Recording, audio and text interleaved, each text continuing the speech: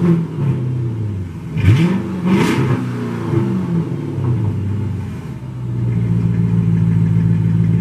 this video, I will be continuing on with the series where I go over my own car history, in this case, starting where I bought my first house, with a garage no less, for a whopping $68,000.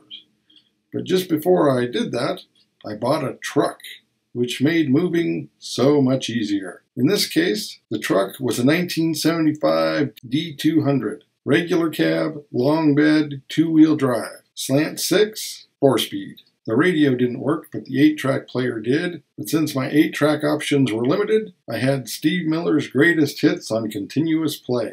When it rained, the windshield leaked, and it didn't have a back bumper, so if I didn't shut the tailgate all the way, as soon as I hit a bump, it would fall off, which eventually led to the discovery that the truck was originally Hemi orange. One winter weekend, when feeling particularly adventurous, I decided to take it up to the Foster Reservoir mud bogs. Not to compete, as it was a two-wheel drive pickup with street tires on it, but I did go down into the reservoir to park, and when it was time to leave, the truck was stuck. The tires weren't spinning. In fact, they were held solidly in place, while the rims just spun inside them. I ended up having to swap out to a set of oversized mud tires I'd borrowed from my brother-in-law just to get out of there. Shortly thereafter, I bought some bigger, more aggressive tires from my boss, specifically Desert Dogs, as his GMC truck had recently died and he was going to scrap it. So we just swapped the rims straight across. Like my previous truck, this one spent a lot of time up in the mountains, and on one such adventure, I managed to bend the clutch fork. I took it out and straightened it out, but any aggressive driving would cause it to pop out of alignment. For a family car, I was still driving my red 1975 360 Cordoba and had managed to turn it into a decent driver by this point. But this was also a period where they were advertising brand new Geo Metros for $6,500. And we figured that the difference in mileage alone would cover the car payments. Of course, the one we bought ended up being closer to $8,500.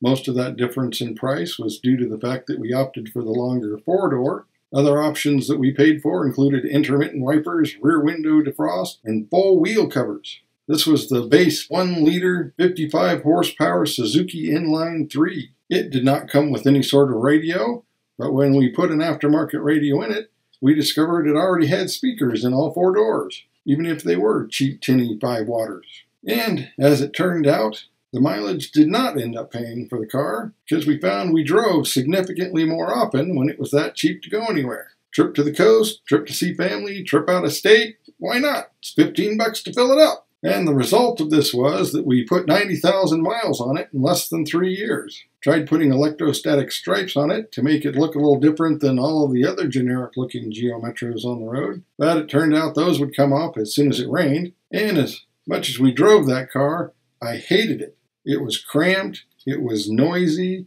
it was slow. Although being a 5-speed model, it seemed infinitely quicker than the versions with the 3-speed automatic. And both the mileage and the performance would change significantly by adding just one passenger. So naturally, I got that car in the divorce. But before that happened, I had had several other cars. A coworker of mine had been driving a 1981 Mazda 626 back and forth as a work car, and one evening on the trip home, it died on him. So he had it towed to his house and just let it sit there for about 1.5 years until it started to grow moss on the hood, and somebody broke into it, tore the dash apart to steal the stereo. I asked him if he knew what was wrong with it, and he said he hadn't even looked at it in all that time, and then offered to sell it to me for $50.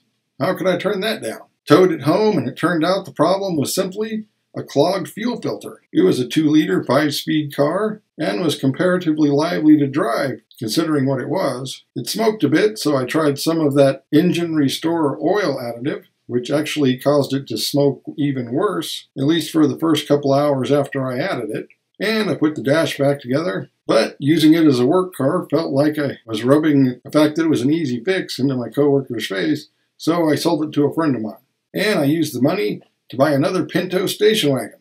This one was a 2-liter 4-speed car, and I didn't like it anywhere near as much as I liked my other one. Partly because the carburetor wouldn't stay tuned, partly because the 4-speed was too clunky to enjoy driving, partly because it had vinyl seats that actually sat lower than the ones I'd had in my other Pinto. But only because I had raised them. But I didn't have this car for very long before I turned around and sold it, like the Mazda, at a significant profit. This time I used the money to buy a 1978 Datsun 200 SX, also known as the S10 Silvia.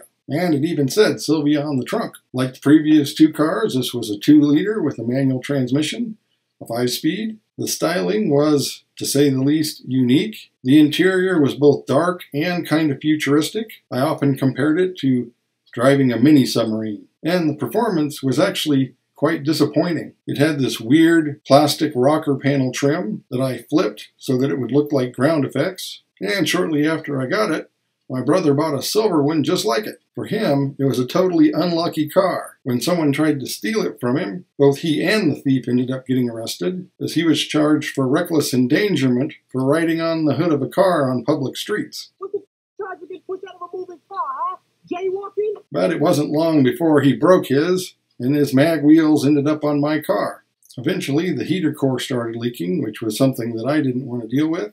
So I put it up for sale and sold it to an older gentleman who said he was buying it for his granddaughter for her first car. Curious how that went down. During all of this time, I had been rebuilding the big block 400 I had taken out of the 76 Cordoba, including some headwork for better airflow and higher compression. And it needed a home. So I got a 68 Valiant 2-door from a friend of mine that seemed like the perfect candidate for this engine swap. It was a slant 6 3-on-the-tree car, and I ended up teaching my youngest sister how to drive in that car. But the engine swap was not to be for this little car, and the last I heard, it was on its way down to California. It was about this time that I met my future wife-to-be, and it turned out her mother had the perfect candidate for this engine. A 1975 Duster, slant 6, automatic, and a bent front torsion bar. Although, as usually the case is on these cars, it wasn't the actual torsion bar that was bent, but where it connected to the front suspension. I ended up using it as is for a second car for a number of years. Then I loaned it to my brother for about 8 months while he was in between vehicles to use as a work car, during which time he put some upgraded wheels and tires on it. But eventually it did end up having the front clip swapped out and the big block dropped in it. But that project came to a sudden end when $500 for a pair of hookers showed up on our bank statement. That's right, fender exit drag headers. At which point the wife decided that we had too many cars, too many projects, and that one was too much of a money pit. So I turned around and sold the whole thing to my brother, who I think eventually pulled the engine back out of it and dropped it into a four-wheel drive pickup. When I met my second wife, she was driving a 56 Ford pickup, but by the time we got together, she was driving a 75 Valiant, also a slant 6 automatic car, which she had for a number of years. And we eventually put some classic slotted mags on. But then the 15-year-old boy decided to take his friends out in it for a joyride, and the car did not survive. He and his friends came out of it mostly unscathed, mostly simply due to the mercy of his mother. So when we went to replace this car, we bought our only European car from a friend of ours, a 1971 Volvo 142S. For those of you that don't speak Volvo, that would be a 100 series, 4-cylinder, 2-door Sport, the Sport indicating dual carburetors. When bringing the car home, I stopped to fill it up with gas to discover that the fuel filler neck was not attached to the gas tank, and gasoline started flowing out the plugs of the trunk. And although the car wasn't really that big, it felt like you were driving a full-size car. Just everything about it seemed heavy. The muffler was rotted out, and when I cut it off to replace it, even the exhaust pipe seemed to be 3 times thicker than it needed to be. The performance of it was very lackluster, but at least part of that was probably because it was getting some blow-by. And eventually we sold it to another friend of ours who lived in it for a while, and last I'd heard it was being used as a doghouse. But it was about this time that I was chomping at the bit for another street bike, and I found what seemed to be a great deal on a Yamaha Virago 500. For such a little bike, this thing was super squirrely. Any attempt at quick acceleration turned into a question of, do you have your body weight far enough forward on the bike, or are you going to get dumped off the back onto the pavement? And although I never did dump that bike, more than once I did find myself running along behind it holding onto the handlebars. This was a shaft drive bike that used a system that had a tendency to blow out seals. Once the seal was blown out, it would end up gumming out the shutoff switch on the kickstand, which would then prevent it from starting. And the second time I blew out my seals, I opted to just trade the thing in. But we will come back to that in my next video. So once again, thanks for watching, and don't forget to like and subscribe, and leave your comments below. Thanks.